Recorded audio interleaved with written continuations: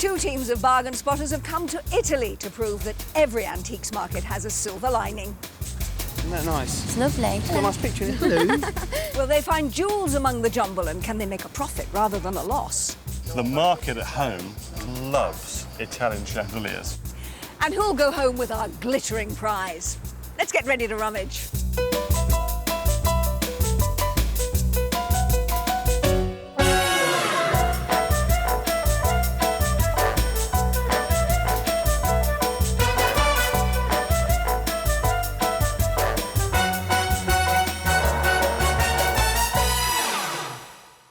Welcome to the vibrant city of Perugia, right in the heart of northern Italy and the capital of the region of Umbria. But do you know, that title of capital city was hard won, because before it became a cosmopolitan university city, Perugia was forever waging wars of independence. But fortunately, between the fighting, it created a wonderful heritage of art, architecture and noble history. So if our contestants are prepared to battle for bargains today, they too could leave with some wonderful treasures. As you can see, Perugia is in the heart of the Umbrian region, and like most cities around here, it's built high on a hill, which makes it a pretty steep trek up to the centre. Fortunately, the city has opted to use escalators to climb the steepest parts. And when you reach the top, you'll find yourself confronted by huge fortified walls and imposing stone gates, all of which were built by the Etruscan people who founded the city in 6 BC. But it's only when you walk through these gates that you start to discover Perugia's amazing beauty and fascinating history. Italian cities are famous for their piazzas, and Perugia is no exception. This is the Piazza 4 Novembre, and we're surrounded by symbols of wealth and independence. There's the magnificent medieval town hall, the very grand 14th century cathedral, but dominating everything, this beautifully detailed fountain that was created by the father and son team of Nicola and Giovanni Pisano. Now, we've got an opportunity of uncovering some of the great artistic heritage of this city a little later on, but right now, we're going to go off and meet our bargain spotters. Today's contestants are old schoolmates, but they're going to be putting 15 years of friendship to one side when it comes to bargain spotting. First up is Anne-Marie from Flint in Wales. She's loved antiques since she was a kid and harbours ambitions of becoming a bona fide antiques dealer. She's a regular at her local auction house and reckons she's got the knowledge to beat her rival. There's more friendly rivalry than anything else between me and Susy, but I'm confident that I can get some better bargains in Italy. Teaching Anne-Marie the trade will be Jonty Herndon, who's been playing the antiques game since he was a teenager, and he certainly knows how to score a profit. Up against Anne-Marie is school chum Susy, who's just bought her first flat on the Wirral. With a period property to decorate, Susy's become a keen antique spotter herself, and she knows what she's looking for. I love kind of anything that's like Louis XV type furniture or any sort of antiques that are quite ornate or quite sort of different. Susy's antiques tutor is Mark Franks, who's gained his education from 20 years of wheeling and dealing. He can spot a bargain from 50 paces. So now we've met the teams, let's get on with the game. Well, good morning, bargain spotters. Morning, Angela. You've got a lovely day for it, Susy and Anne-Marie, and this is going to be a bit of a training ground for you, isn't it? Because you want to go into the business of buying and selling. I just, taken up going to an auction as a bit of a hobby, and I suppose it's a way of making some money. So, yeah, I'm hoping to learn something today. And you, Susy, you've got a Victorian flat, so that's right. You like old things, obviously. Yeah, I do. I bought my flat about 3 months ago. Anne-Marie's always had like a really nice interest in sort of antiques, and then since I bought the flat, I've sort of been the same, sort of more into furniture. So today will be really good to kind of look at more chinkety things and vases and... Absolutely. So, Jonty, you've got a willing pupil here. What advice are you going to give her today? Well, the big tip really is it's going to make a profit. Yeah. That's the bottom line, especially if you want to be a dealer. Yeah. Does it make a profit? And Mark, you've already taken a look at the market. What do you reckon? Well, it's a beautiful setting and obviously the prices reflect that, but there's still quality items and quality always sells. Absolutely. Of course, as you all know, what the girls have got to remember is two important words. When you look at it, however much you like it, you have to think, is it collectible or is it going to be rejectable? Because you're going to have to sell this when you get back to the UK. Yeah. Right, now I've got your money here for you, £350 worth of euros for each of you to spend. Buy what you like, but of course you've got your experts on hand to advise you. So if you're all ready, belt up and let's get buying. Our teams have got just one day to buy, so the race is on to find profitable plunder. Now, I've always wanted a Ferrari. You're going to buy it for me? How about this? You're not going to get drunk on that, are you?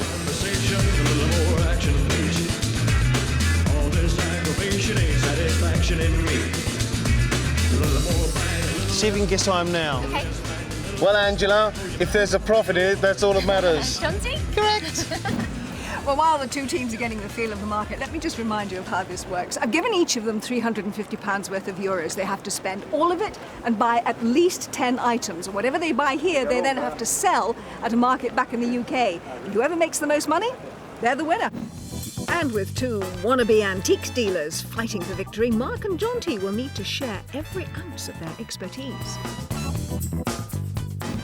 So the first most important thing is, do you think you can make a profit out of it? So think money, money, money.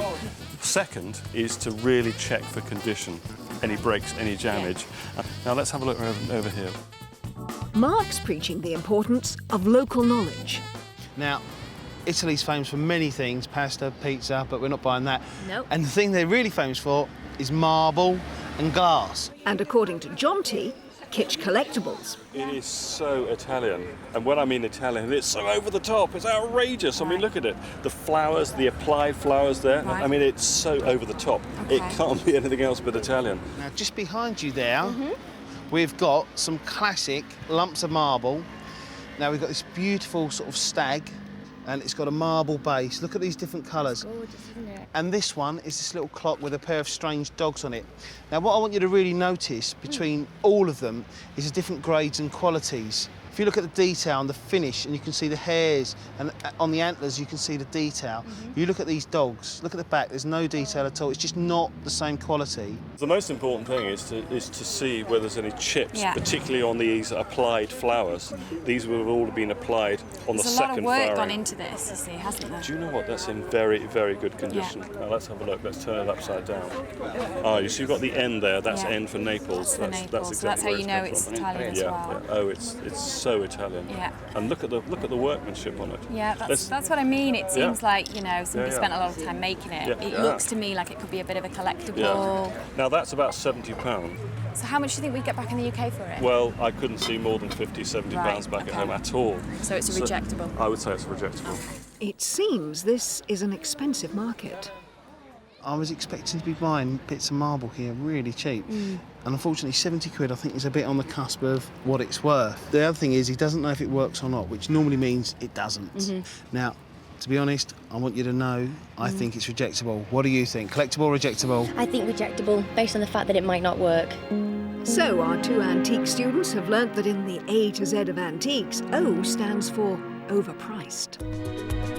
Perugia's irresistible blend of art, architecture and antiques makes it a great place for a bargain-spotting holiday. Flights to nearby Florence are reasonably priced if you book in advance, and from there, it's a scenic drive into Perugia. Once here, you'll find a city that's buzzing with lively Italian culture, and if you fancy something that's a bit quieter, then why not take a walk around Perugia's ancient and historic city walls? If you're coming to the area in search of antiques, there are other monthly markets in the nearby towns of Spoleto and Città di Castello. But back to the Perugia market, and it's my turn to splash some cash. For today's bonus item, I've made straight for one of the jewellery stores. Now remember that the bonus item is something that both contestants have an opportunity of winning off me a little later in the programme. Whoever wins it gets it for nothing. So whatever they make on it when they sell it back in Britain really is a bonus. Now, I've chosen jewellery because at the moment it's very collectible and very saleable. And I've chosen 3 pieces. 2 brooches, which are very reminiscent of the era of Art Deco and Art Nouveau. Certainly turn of the century, but it's the bracelet that I like particularly. Now, originally, these panther designs came from the workshops of Cartier, the very famous jewellers in Paris, and they were made specifically for the Duchess of Windsor. This one, if it were real, then those eyes would be rubies and the whole body would be made in diamonds. And look how beautifully it articulates. The workmanship that went into the pieces was absolutely amazing. Now, if this was genuine and original, it would retail at about £250,000. Now, I know that neither of our contestants are going to make anything like that on their stall, but however much they do make, selling these three pieces will genuinely be a bonus and could make all the difference in the result of today's competition. And out there at the sharp end, Susy and Mark have got the wind in their sails. What is that? Oh, look at that. What about that? That's nice. Lead crystal, and it says on there 24% crystal. It's got the weight to it. We're all crystal rock. How funky is that? That is Goes very well with your top, funky. doesn't it? Doesn't it? Look at it in the light. Look how lovely that is. That is. Paperweight. Definitely. I can see somebody wanting that. It's got that sort of 70s fashionable look retro, about it. yeah. While Susy and Mark have gone for contemporary, Anne-Marie and Jonty have gone classic. Now, a pair of tables like this back in the UK would be highly saleable. These are Tuscan. They're all hand-painted, so the top here looks like marble, but it has that paint effect to make it look like marble, so this is fake marble. Right. And that's fine, because a lot of furniture was painted. And do you think this affects the price, the crack in the top? I'm not very pleased about the crack in the top, because there's not a lot you can do about that. Right. But they still have an antique charm about them, because that pair of tables is probably almost 200 years old. Okay. Now, they are 700 quid for the pair, so a serious rejectable. We can't touch them. No. But I would love to see those in my own home. Another great tip from Jonty. Ooh. That's a beauty. Listen to isn't this. it? Listen to this noise. Franks, to the back of the class. It's really nice. Really, really charming. Quite simple. Quite elegant. It's an onion-shaped decanter. I would say it's not that old. It's probably less than 50 years old. It's not an antique per se, but what you have found is a huge collection of glasses. The only thing I don't like is we've got 4 of these champagne flutes, and there's 6 wine glasses and 6 water glasses. So I think we should get them, but we might end up selling them off cheap. There's a few items there. Is there anything else you like? This here? Maybe? You surprised possibly. me. That's quite cool, actually. That's quite contemporary. So maybe got a bit of talent then. You have. That's cool. It's quite. This is just a sort of drizzle glaze. So as it's glazed, the glaze runs down. You can see there underneath. Yeah. The glaze hasn't gone on at all. Quite nice. Quite crude. Quite simple. Quite contemporary. Big point is, what can we get this for? Signora, please. I would like the end price for all the glasses, the decanter, the ship, and the bowl. The last price. Okay, for whole €1, 100 euro. 70 quid. I think that's good, I really do. Well done, Susy. For £70, she's bagged a profitable collection of glassware, that colourful crystal boat, and a stylish ceramic bowl. Arch-rival Anne-Marie needs her first buy, and font of all knowledge, Jonty has found a promising condiment set. This is a vinaigrette, very, very popular in the 19th centuries. Okay, it was introduced really in the 19th century because oil and vinegar was used as a means, a method to accompany food, essentially. Okay. So you've got the oil and vinegar, you've also got the salt and pepper pot here as well. So that's essentially what we're looking at here. As I said, very, very popular back at home, and they're still popular today because you can essentially give them as gifts. Has Jonty done enough to convince his antiques apprentice? Well, it's about 50 quid. You going to go for it? Yeah, I think we should. I think we'll take the risk. You're a brave girl. Well, let's hope Anne-Marie doesn't have a hard lesson in store with her £48 condiment set. Across the market, Susy's getting a lesson in bad jokes. Susie! Susie! Yeah? I'm feeling a little hoarse. Really? Why is that? Because I've got one in my hands, that's why. What do you think of that? Now, I remember when I was a kid, my nan used to have these on the wall of her flat. And these are made by a guy called Bosson. Bosson? Bill or William Bosson. And he originally started making these in the 40s. Now, what do you reckon this is made from? No idea, and I don't want to say anything in case it's completely wrong. Go on, give it a little tap and tell me. Porcelain? Good guess. It's made of plaster. Okay. Now, if we spin it over, there we are. Bossons, England. Now, this one, quite often have a date on there somewhere. There we are. It's Lords of the Desert, 1962. Quite nice. 65 euros, about 40 quid roughly. But I think they're great. There's a lot of detail, a lot of workmanship. And what you're really looking out for, there are unusual ones and rare ones. You can get books on them, but attention to detail. Look at every bit that may be chipped, and the chances are it has been chipped and touched up. Look at any areas like that. You see there and there and all along that ear. Oh, if this was perfect, 40 quid, I think you've got a real winner. But because it's not, it becomes rejectable. Correct. Well, Mark's never one to back a losing horse. Perugia's market takes place on the last weekend of every month in the city's stunning Piazza Italia. From 8 a.m. until dusk, you'll find about 140 stalls in this pretty square.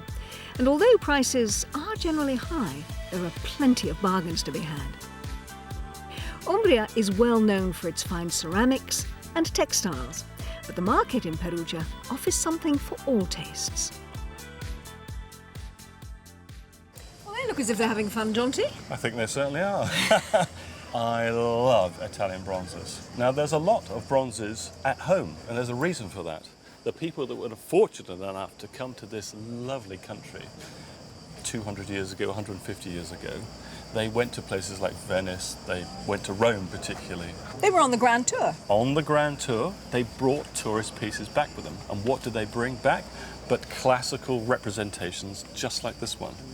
Now, when I say just like this one, I'm not too happy about this, because if you're lucky enough to handle a period bronze, when I say a bronze that's 150 years old, 200 years of age, there's so much more detail.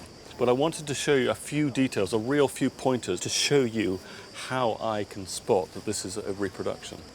I always look at the extremities of the figures. So, for instance, I'm looking at the hands. It's quite crude, isn't it? To me, that is far too crude. The Italians were quite superb at making these reproductions. They used the lost wax process, which essentially allowed the sculptor to get really, really fine detail, and then this mould was made. But that hand looks like it was done in 2 or 3 minutes. So therefore, I know full well that this is a reproduction made not too many years ago at all. So this is a fake. So what would something like this cost if it were an original? Oh, in excess of £5,000. He's asking £2,000, but for me is another reason why I'm a little bit sceptical about the whole thing as well. So it's always down to price, because I kind of know what they're worth as well. It's a lovely object, and from a distance it's still very, very fine. What do you think he's doing? He looks as if he's catching her, doesn't he? Yeah, I think he should play for the England cricket team, don't you? He should, shouldn't he? Yeah. While Jonty gets back to the game, I'm off to learn about Perugia's noble tradition of commerce, which was founded on the cloth trade. With freezing winters in the city, wrapping up warm has always been a means of survival. And when cloth arrived in the 13th century, it was big business. The soaring economy made many of the cloth merchants very rich indeed, and with that wealth came power. So much so that in 1390 they decided to form their own guild right here in the town hall.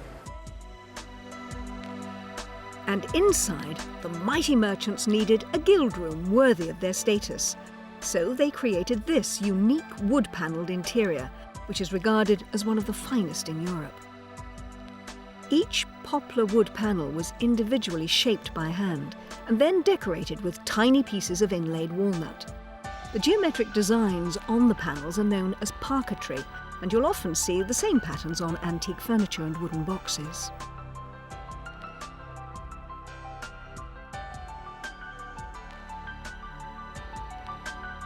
Dominating the room is the merchant's coat of arms. It's a griffin clutching a bale of wool. Now you'll see that griffin all over Perugia because it's the main heraldic symbol for the whole city, and it symbolises strength and intelligence.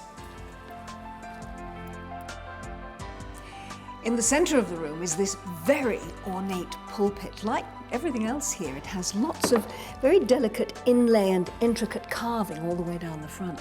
But above me, you have the 4 cardinal virtues. There's justice, fortitude, prudence, and temperance, because this is where the guild governor would stand when he was overseeing disputes between traders. You know, there are times when I think I could do with one of these for Mark and Jonty. And it looks like I may have a dispute on my hands sooner than I thought. This is what I brought to show you. Right, what do you think? I don't like it personally. That's just my personal choice now. Jonty, do you want to swap? Jonty, let's swap. Now look, no, seriously now. Yeah. You may not like it, but if we look at it, it's got plenty of age to it. It's slightly crude, and if you feed it, it's got sort of a roughness to it. And you can only get that if it's been really, really well forged, or if it is of age. And I think it is of age. Mark's dealing instinct tells him this bowl could be a real winner, and he's got to teach Susy to look beyond the obvious. Is that a cigarette burn? No, that's in the firing. That's an air bubble that's burst, which has created a hole. Professor Franks's pupil is not convinced, but across the market it's a different story, as Anne-Marie enjoys a Herndon masterclass. Do you know the market at home loves Italian chandeliers? Yes, I think it's something that I would buy at home, so... Now, remember, we've got to sell these in a day. Yeah. Okay? So the best thing is to find a chandelier that will suit most rooms. Think of where it would hang. Not too big. all right? Not too grand. Yeah. And also not too small as well. Okay. Because people want a chandelier like this to probably go into one of the main rooms, possibly in a hallway. Yeah. Can you imagine that, for instance, dangling drops Beautiful. between a staircase, for example, round a spiral staircase? Let's have a look at it in much more detail. We've got a 4-branch chandelier. Yeah. Now remember, also when you're selling something like this, it has to be rewired by a trained electrician as well. Okay. So essentially, you are selling a chandelier that has no guarantee of worth or of use. It has to be rewired, okay? So all of those points you have to consider, but I think that has a lovely proportion. And you think it's going to be saleable at our market? Well, it's all down to price. Yeah. Jonty's got Anne-Marie hooked on the chandelier, but can Mark reel in Susy and net the bowl? Now, I don't recognise the mark on the back, but this reminds me of the Quimper pottery, which is in northern France. I think it started in the 1700s, and they're still making it today, and even the stuff today is collectible. This will either make us a huge profit or we get our money back. Now, the best price, I've already asked the man, he will do this for 30 quid. I don't like it, but I'll probably go with you on this one. If you really think we can make some money on it, You sure? I think I'll trust you. Top marks to Susy for putting personal taste to one side and recognising the potential profit of this bargain bowl. But can rivals Anne-Marie and Jonty match them with a great deal on the shapely chandelier? Best price for me. Sì, un po' meno. 150. That's music to my ears. That's £100. Fantastic. Yeah? Yeah. Okay, grazie, grazie. Jonty's managed to knock £50 off the chandelier's asking price, which is a lesson for anyone trying to make a profit. After a morning of listening to Mark, Susy's decided it's time to assert herself. Come and have a look at this. I found this before. Tell me what you think. Oh, it's lovely. I like that a lot, yeah. This one. All right. That's quite cool. I love it. I really do love it. Oh, 1 minute. What do you think? Run your finger on the inside of there. On the inside, what does it feel? Feels fine. What? A little bit jagged. A little bit jagged. That makes me think it may have had a chip and been reground. Right. Which puts me off slightly.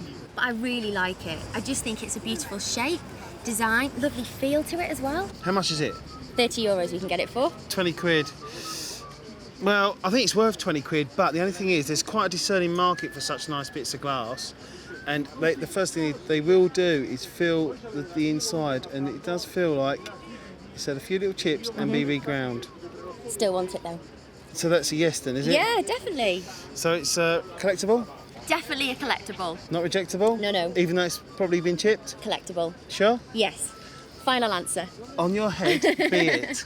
Full marks to Susy for standing her ground. I think that stylish vase is a smashing buy. While the teams crack on, I'm off to visit a small town with a huge antiques history. Deruta is a few miles from Perugia, and on first impressions it's a quiet town, typical of the Umbria region. It has a few shops, some pretty streets and a rather lovely church. But if you look closely, you might spot a few clues to its heritage. These beautifully decorated tiles are made in maiolica, which is a type of tin glaze pottery that's been produced here for some 800 years. It means that Deruta is a landmark town when it comes to the history of ceramics.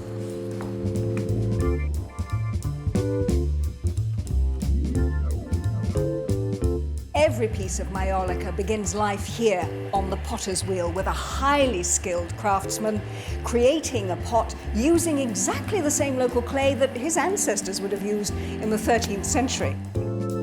Next, the clay shapes head to the kiln, where they're fired at over 1,000 degrees. Then comes the all-important glaze, which is 50% tin and gives an overall dense white colour. It was the Arabs who first developed this white glaze, which gave early ceramic artists a solid background onto which they could paint their designs. Maiolica gained its name in the 12th century, being exported to Italy via the island of Majorca. Until the 1500s, these simple green and brown pieces were the mainstay of Deruta production. But with the Renaissance came more colours and more elaborate designs. Here in Deruta's very own ceramics museum, we can appreciate the skill and the beauty that went into some of the earliest, most historic pieces of maiolica. This jug, for instance, was made in 1501.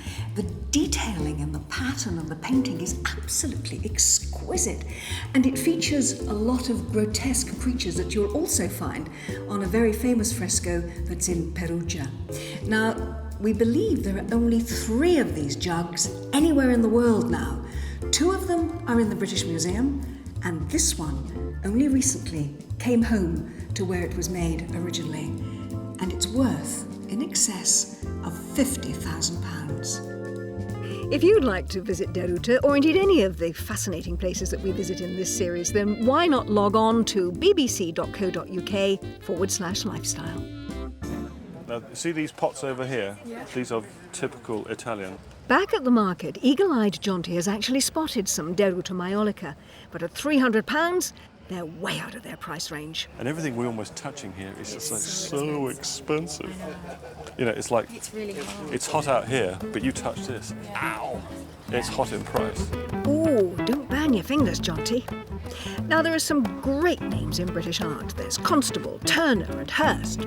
But Mark Franks? I don't think so. Susie, I found something of your name written all over it. Yeah. How about that? You're a natural. That's fantastic. Now, this is much more my cup of tea. Well, these are interesting. Those are great fun. What period are these from? These are for a period in 1915. Okay. Great fun, aren't They're in they? good condition. Very good. But what's so great fun about something like this is that it's really novel again. Yeah. And it adds a bit You of fun don't see a lot of those in the on UK. the table. Speaking of which... Right, it's got the original glass, which is nice. It's got the ship. So it's got a nautical film. There's a little fella there. Look at him. Oh, that is beautiful. It's nice So verdigris. how old do you think this Deco, would be? 1930s. And Anne-Marie and Jonty have spotted their own piece of Art Deco. It's an inkstand. How can you tell that that's actual silver? Just have a look on the underside there. Yeah. And if that had been plated in any kind of way, you would have seen the plating actually coming through. And often with plated items, the silver coating wears off as well. It's 40 price is euros, it? which works out at 28 quid. About what it's worth, actually. So it's about time you used your beauty and charm, unlike my picture, and ask for some discount. Ask for a better price. Go on. Okay. He speaks a bit of English. Excuse me? Flutter your eyelids, flutter your eyelids. This price is 40 euros. Yes. Any cheaper? Smaller? 30. 30? 20, 25, 20. Okay, because you are a very beautiful girl. It's okay for 20. 20. Grazie. Yeah. I'll give you her phone number later. if you want, yeah. What a deal! Skillful Susie's got the photo frame for half price. Perhaps she could teach our Jonty a thing or two about bargaining. How much is this inkstand here? 20 euro. 20. Yeah. Well, how much for the two? Okay. For this and got this? 20, so there's another discount of this, 25, all of these. Okay. For all of those, 25 euros. And this is a silver, it's a good price. Okay, we have a deal. Okay. That's great. Anne-Marie and Jonty have netted the coffee set and inkwell for a reasonable £17. And at this stage, I'd say our teams are on level terms. Both Anne-Marie and Susy are learning fast, but I'm about to put their newfound knowledge to the test. So, Anne-Marie and Susy, how have you enjoyed the experience so far? Yeah, it's been good fun. Really good fun, yeah. Who do you think's bought the most so far, then? I think you've bought more stuff, haven't you? Yeah. And we've gone for a couple of bigger items, so we've got some groundwork to make up, I suppose, a little bit on things, a few little Who bits. do you think's going to make the most money at the end of the day? Me. No. Well, here's an think so. opportunity for you to add to what you're going to make, because what I'm going to offer you now is the opportunity for pure bonus, because this is the bonus item, and what I've done is bought something that you can win off me to put on your stalls to sell, and we've chosen some jewellery. Okay. Now, this is not original, it's not genuine, so it would cost an awful lot more if it were, but these are nice copies of Art Deco brooches and a very, very pretty bracelet that's very much in the style of the sort of thing that the Duchess of Windsor used to wear. Right, okay. Now, all sort of dated, well, made recently, but dated round about the 1930s, the originals were. Okay. What I want to know is from each of you how much you think I paid for that little collection of jewellery. Or for Whoever gets the closest will get this as a bonus item. So take a look at them. Okay. Tell me what you think. Okay. Right. I'd say maybe about £70. And I was going to say somewhere similar. I was actually going to say 75. £75. Well, I'm sure you'd be delighted to know I didn't actually pay anything like that for them. What I actually paid for the 3 pieces was £50, which means, Anne-Marie, you were the closest. Fantastic. So they are yours, Thank and you very whatever much. you manage to sell them for now, on the day, in the United Kingdom, is pure bonus. All right, fantastic. Thank you very much. So, at the halfway point of today's market, let's see how our trainee traders are doing. Anne-Marie has spent £243 from her original £350, whilst big spending rival Susy has just £70 burning a hole in her money belt. Anne-Marie's done well to snap up 4 ornate wall sconces for just £48, but I'm concerned that they've put too many eggs in one chandelier, and I think they could struggle to break even on this £100 purchase. Susy could do well with these 3 Art Deco coat hooks, which she reeled in for a mere £21, but I think they're going to score a duck with this plastic clothes brush, which they swept up for £17. But all will be revealed later when our antiques wannabes sell their wares at a UK market. Will Susy pass the test by selling all of her stock? Hello there, madam. Selling an antique vase today? No? Or will Anne-Marie finish the day with top honours? Either way, both girls still have plenty to learn.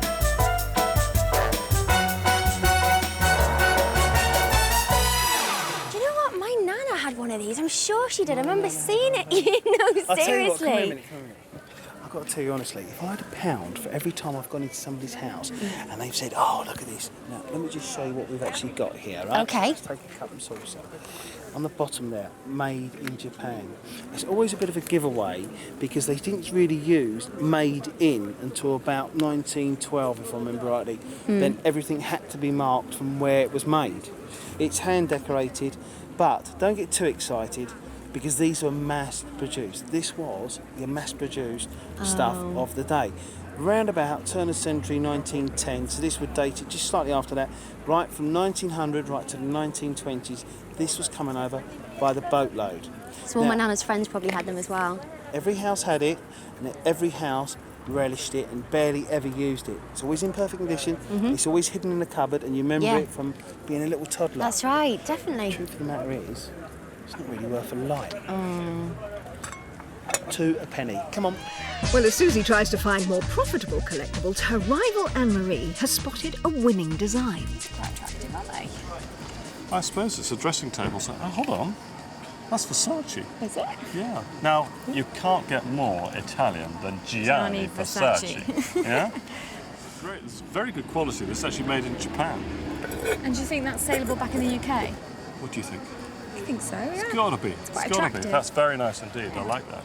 And also you've got this The matching sort of trinket set, really. That would appear on a dressing table. Yeah. And do you know what? It looks like it's in mint condition. Beautiful. Anne-Marie is proving to be a star pupil, but can Susy keep up? What about this here? I mean, it looks a little bit, maybe a little bit battered, but would that be quite cool? I think this has been really, really overloved.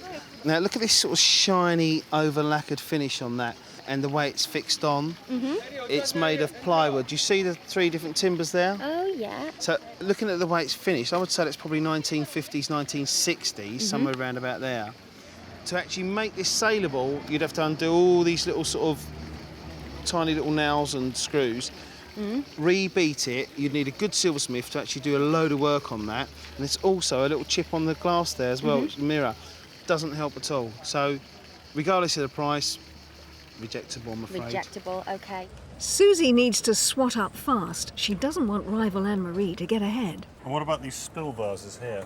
These are so what are they? typical. Well, they are little trinket vases that you put on a dressing table. So I suppose we've got a bit of a theme running here. Yeah, we have, yeah.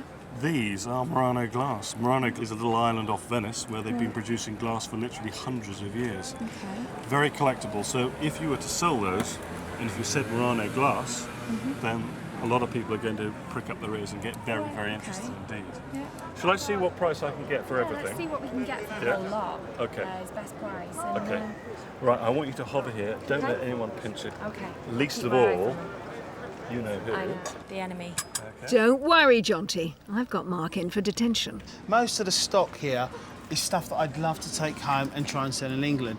Now, you've got your hand on one of my favourite items. These are what we call blackamoors, and these are basically figures depicting black people, and they were holding these lovely lights.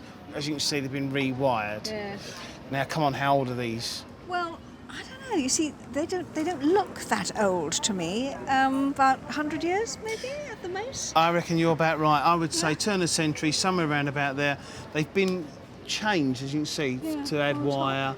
Now, if these were 200 years old, it'd be like winning the football pools because we'd have really had a deal. £1,000 these are, and we could have made 3 or 4 times our money on these. Because these were fashionable as light stands in, what, 17th, 18th, 19th century? Yeah. Because certainly in Georgian households, it was very fashionable to have a black servant, wasn't it? Exactly. I mean, the days of the slave trade, and things have obviously changed, and people have realised it's wrong. But you've got to take into account it is part of the social history of black people.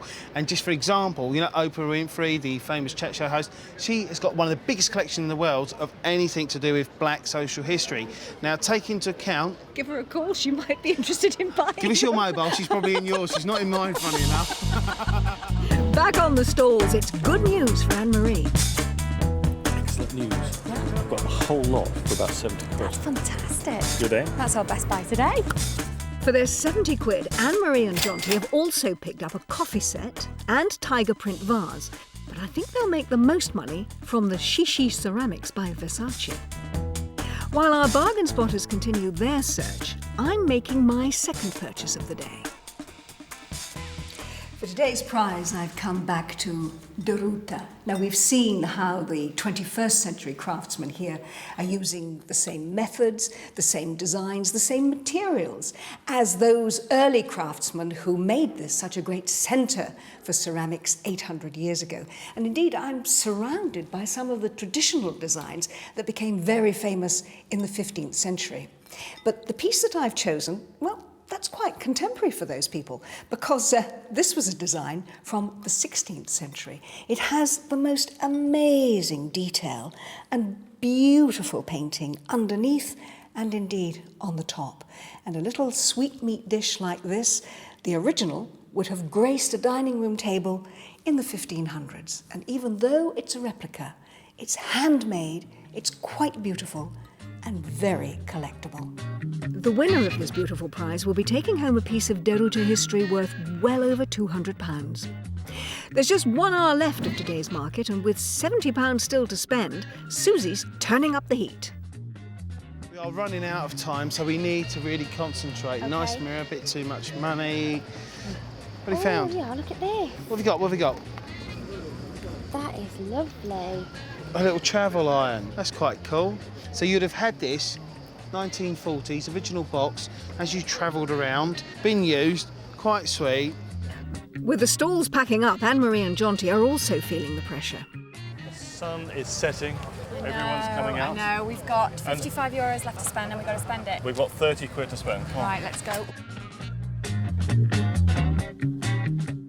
110 or 240, so you could use it in the UK.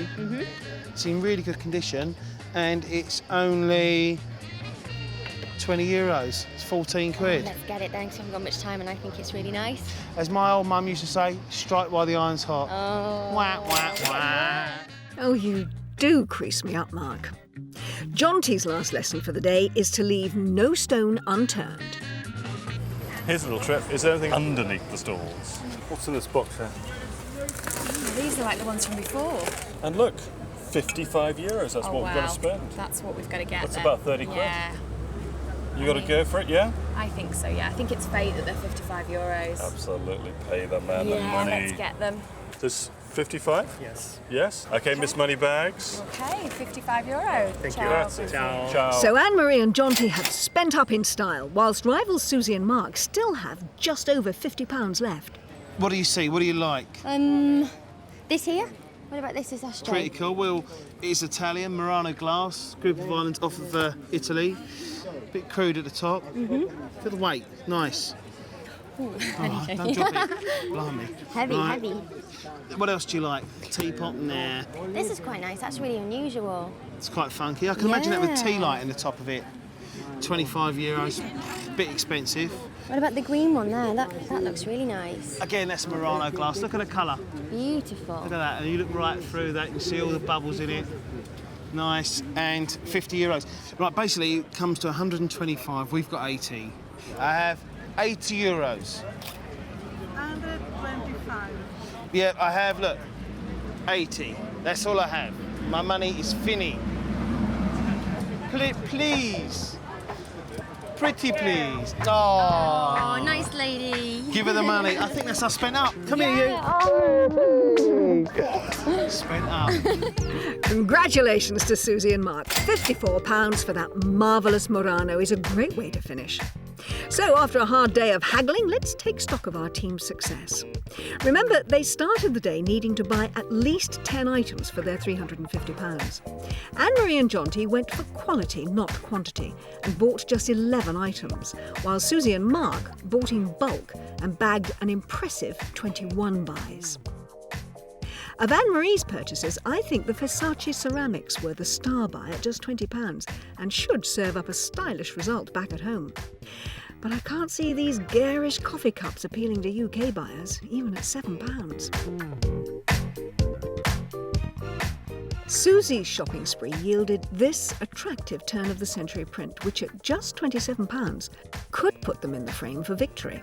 But the glass napkin holder may have been overpriced at £10. But which items do our teams think will do them proud?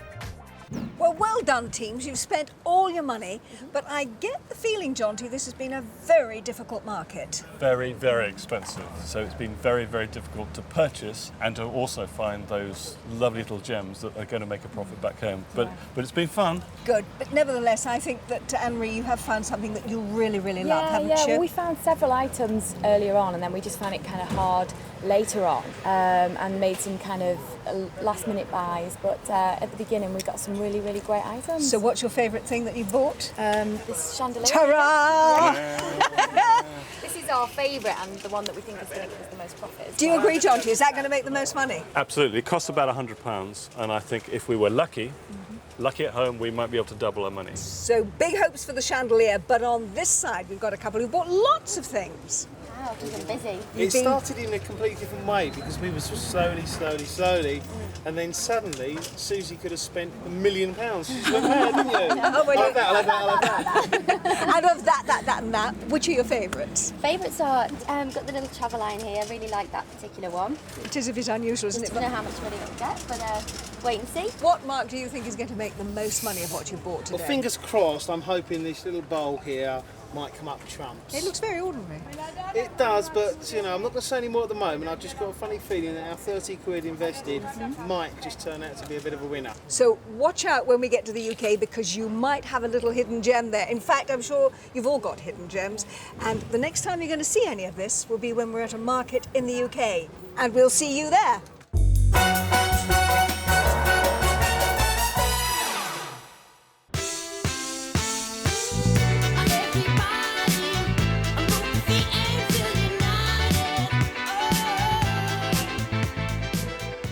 Well, it's a week since we were at the market in Italy, and we've swapped the sunshine and the Piazza Italia in Perugia for the damp of Tatton Park in Cheshire. Now, we've come to a country fair, which means that I'm surrounded by horses, dogs, birds of prey, and I'm travelling in a very elegant carriage which is driven by 4 horses. But it does mean that antiques are a bit of a novelty here. So Susy and Anne-Marie are really going to have their work cut out if they're going to sell everything that they bought in Italy so that they can finish the day with full money bags. But of course, that's the object of the exercise, and whichever of the 2 wins, well, they will take home this really valuable dish from the Maiolica pottery, and it'll be a wonderful reminder for one of them of that terrific trip to Perugia. So let's get selling. For novice traders Susy and Anne-Marie, today is going to be the toughest test so far. Remember, they've got just one day to turn their Italian antiques into UK profit, and everything must go. Time for an early morning pep talk. What I care about is profits. Now, on a day like today, all this let's double our money, let's triple our money, forget it. Okay. I want you to take any profit you can. All right, now the people walking into the county show will not expect antiques from Italy. No. So you've really got to work hard at selling it, okay? We can beat them easily. Easy. As long as you don't tell her what we're up to, and just take early profits, all right? Now, if we can sell the chandelier, you have won. Fighting talk from our teams, but the weather could put a dampener on proceedings. Tempt you to come and have a look at some of our items? No. Do you want to come over here and have a look at our fantastic stand today? No one wants to buy from me. Are the girls about to see the hard side of being an antiques dealer? Versace? No, not really me. No? Well, we can do the 2 for £10. 1 for 5? Perhaps Susy can give this lady the hard sell. Shame it's not sunshining, because when it's sunshine it's beautiful. See through it, yeah. Nothing takes your fancy. Long pockets and short arms. The girls need some expert advice, and for Anne-Marie, Jonty's on hand to impress buyers of all ages. This is what is called mother of pearl. That comes from a shell, the inside of a shell. Isn't that amazing? You see how that also changes colour. But Mark is nowhere to be seen, and Anne-Marie and Jonty are close to their first deal of the day. How much do you think that could be? £10. Can we do that for a little less for a little go? Yeah, I think so. I think she can have it. The mother of pearl brooch was part of my bonus item, so that £5 is pure profit. If only Susy had the support of an expert. That's an absolute bargain. Look at that. And while she struggles alone, rivals Anne-Marie and Jonty are racing ahead. This is a copy of the jewels that was designed for the Duchess of Windsor, the Cartier jewels. Right, yeah. So rather than paying thousands of pounds for it, it could be yours for £10. I'll give you £5. £5? That's another £5 of pure profit for Anne-Marie and Jonty. You're beautiful. Hello there, But madam. where is Mark Franks? No? Typical Mark Franks. A few drops of rain and he pushes off. Well, he'd better turn up soon because the customers are flooding to Anne-Marie and Jonty's stall. Are you admiring the Versace wear? Yes, absolutely. Yeah? Because this is very, very typical of Versace, isn't it? You've got this very, very typical sort of neoclassical design. So how old will that one be? Well, his home range was launched in 1992, so it's not antique, but this is what I would regard as highly collectible. Price-wise, how much have we got on it? £40 for the 2 as a set. Yeah. Is it 30? £30? Yeah. You sure? I think so, yeah. Sold. That's another sale for Anne-Marie and a healthy £10 profit. Perhaps it's time I stepped in to give Susy a helping hand. I would like to. Make me an offer. Come on now, be fair. I've only just arrived here. And you... Which means you've still got all your money. No, she's got it. What do you reckon? Make me an offer on it. We'll go to 7 then. Make it 8 and you can have it. Oh, all right then. You've got a bargain there, Derek. Enjoy it. Thank you very much. At last, Susie has a sale, and a profitable one at that. Perhaps she doesn't need Mark after all. We're 3 hours into the market, and at last the weather's improving. So as the teams try to make hay while the sun shines, I'm off to explore another side to Tatton Park. I've opted for a bit of calm and tranquility here in the Italian gardens at Tatton Park. In the mid-1800s, it became very fashionable for great houses in the UK to have a formal Italian garden. It was, in a way, I suppose, a reaction against the naturalistic parkland layout that had really dominated the great houses in Britain for many, many years. Most of them designed and inspired by that fantastic gardener, Capability Brown. Now, the real word that's key to Italian design is symmetry. Italian gardens have symmetrical flower beds that are covered and surrounded by symmetrical features like small hedges, urns, and even fountains. And they were very often, like this garden, designed on a slope away from the house so that they could really be appreciated from the upper windows of the house. And this garden certainly is a classic example of that. But you know, in a way, it's a bit misleading to talk about an Italian style, because many of the features incorporated in these gardens were already used many years before by the gardeners to the Stuarts and the Tudors.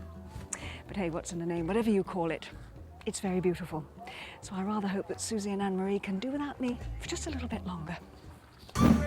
Now the sun's shining, Mark's put in an appearance, and about time too, because Anne-Marie and Jonty are racing ahead with 3 items sold already. But at least Susie's mastered her sales patter. We've got 5 large wine glasses, 6 small wine glasses. They're all lead crystal as well, so you can see beautiful quality. And I'll give these to you for £48, sir. We take 40. 43, and it's a deal. That's clever thinking from Susie. She's accepted a small loss on the glasses and banked a very healthy £43. Rival Anne-Marie has made £40 so far today, and this silver inkwell could put her further into the black. Very pretty, isn't it? It's silver. Okay, that's actually £10. Oh, I think it's worth that. Yeah? Okay, lovely. Well, Anne-Marie's inkwell has broken even at £10, so it really is neck and neck between our contestants. Well, Susie, Anne-Marie, the sun has come out. Has that brought the punters out as well? Definitely. This morning the weather has been horrific, but now the sun's out, so a lot more people are coming over. Are you finding it easy to sell for what you really want, or are you having to negotiate and bargain? In certain situations, you're having to sell things at cost, so not necessarily making a huge profit, but at least we're selling them. So yeah, I think that definitely. I think this afternoon will get a little bit better. I think people will sort of walk round and then make their way back round here, hopefully, and buy all my items. There are 2 hours left in today's market, and Susie is trying to sell the green vase which she bought in Italy, against Mark's advice. What about this then? Are you going to go for it? £10. I can't go any lower than 15. Look how it is light. Absolutely beautiful. £15. It cost us 27 quid. I know, you did a bad deal there, didn't you? Do you want us to go to Italy with you next time? Yeah. We'll do the bad deal. That's disappointing. A £12 loss for Susie, but at least Mark's trying to recover the situation. £10 for bubble wrap, you want it? But before Mark says, "I told you so," let's see what happens to his favourite item, the Campere-style bowl. You can have it for today for 15. I'll give you 10. Done. That's a £20 loss, Professor Franks. On the bright side, Susie and Mark's Murano glass items are filling up the coffers nicely, and Susie's still thinking tactics. What I started to think is because I thought it's a little bit late on in the day, and maybe I should start to try and just sell a few items, even though, you know, I might have had a bit of a loss. It's a smart strategy because rivals Anne-Marie and Jonty have £100 invested in their chandelier. What's the best price you'll give us for it today, then? Bottom line, The 20. Surely she won't take £20. Well, at this stage in the day, we've got to sell, so £20 it is, huh? Thanks very much. Ouch! That £80 loss is heartbreaking. Gutted me. That was our star item as well. Oh, I'm really disappointed about that. Are you? Yeah, I was very, very disappointed. Oh, dear. But it's a sale, I suppose. It's better than not selling. It's a tough lesson for Anne-Marie, but the market's not over yet. The teams have 1 hour to sell off their remaining stock, and every penny counts. How much is pretty baby. £15. Oh, I'll give you £3 for it. You can have it for 4, seeing it's the end of the day. That's just £4 for Susie's beloved baby picture, but desperate times call for desperate measures. Some fantastic coat hooks. You can have these for £2 or 2 for £3. Anyone? Anne-Marie, would you like to buy some coat hooks? 50p. Come on. Yeah, horrid. Do you want to buy my coffee set? Come on, £10. All Anne-Marie has left is a collection of coffee cups, and the chandelier buyer has come back looking for another bargain. End of the day bargains now. So, what would you give us for the coffee set at this stage of the day? The whole lot. £2? Go on then. I mean, at this stage in the day, we just want to sell it. So we'll sell it to you. That's left a bitter taste in Anne-Marie's mouth, but she's done well to sell all her stock in one day. Susy and Mark are down to their last item, but can they hook any buyers? Hello. Hello. What have you got here? Retired Ground Trust. Good calls. It is a good call. Talking of good causes, we got this, which was bought in Italy, and these lovely coat hooks. Beautiful. Wonderful, beautiful. And we need to sell them. It's our last items of the day. Okay, Any yeah. interest? Depends how much. As much as you can possibly afford. Well, as we're a charity and we need as much money as we can, I'll give you £3 for them. Thanks, sir. Susy and Mark's last-minute fundraising has emptied their stockpile, and both teams are sold out. A pretty impressive performance when you consider they had just one day to buy and one day to sell. Anne-Marie braved the morning rain and made some great early sales. She was particularly pleased with the Versace ceramics, which made a very trendy £10 profit. But the all-important chandelier failed to sparkle and lost a massive £80. Although Susy and Mark took some small profits, their game plan was all about cutting losses. The biggest sell of the day was the collection of lead crystal glasses, which brought in a very healthy £43. But sadly for Mark, no one recognised the potential of his Campere-style bowl, and it made a £20 loss. Well, it's been a close contest between our budding dealers, but which one is going to graduate from the bargain spotting school with first-class honours? Well, we've had very mixed fortunes and mixed weather today, but I have to say the pair of you have managed to stay looking really sunny throughout the day. Now, Anne-Marie, I believe that you were the person who said you might be interested in buying and selling antiques as a bit of a hobby. After your experiences here, you still want to do that? No, not anymore. What was so terrible about it? Well, it was just a lot harder than I thought, and actually buying for yourself and buying for your own home is quite easy, but buying to sell on to other people is definitely harder than I anticipated. Did you have any real disappointments today with things that you sold? Yes, we were absolutely devastated by our chandelier. Oh, we were. Really? We were. Why was that, Jonty? Well, it's for £20. That was a bargain for somebody. Oh, yes, a real bargain for somebody. But never mind, at least we got a sale. Exactly, you got a sale, and you got lots of sales too. But Mark, did you find it was really difficult today? Because people came here to a country show. They didn't come to buy antiques, did they? In hindsight, we should have bought lots more items of a lower value because people generally were looking to spend fivers and tenors. Anything more than that, they really had to think about it. So I think you've done really well to clear everything. You did. Well, let me tell you now what the results are. And I can tell you that actually what you managed to sell was £153 worth. Brilliant. So, well done. And Anne-Marie, on this side, you sold £142 worth. Which means that the winners are on my right. And that means that you take home. Do you remember that there was the Mallorca pottery very close to where we were filming? Oh, right. And that comes from the Mallorca pottery. It's a very beautiful and valuable piece, and I hope that it'll always bring you very happy memories of your trip to Italy and the success that you've had at the stall here today. No, don't drop it. You have to take it home and keep it. But that is, in fact, where we not exactly drop the programme, but certainly come to the end of it for today. But the next time we're back with more Sunsea and bargain spotting, I hope you'll be there to join us. And until then, bye-bye. Bye.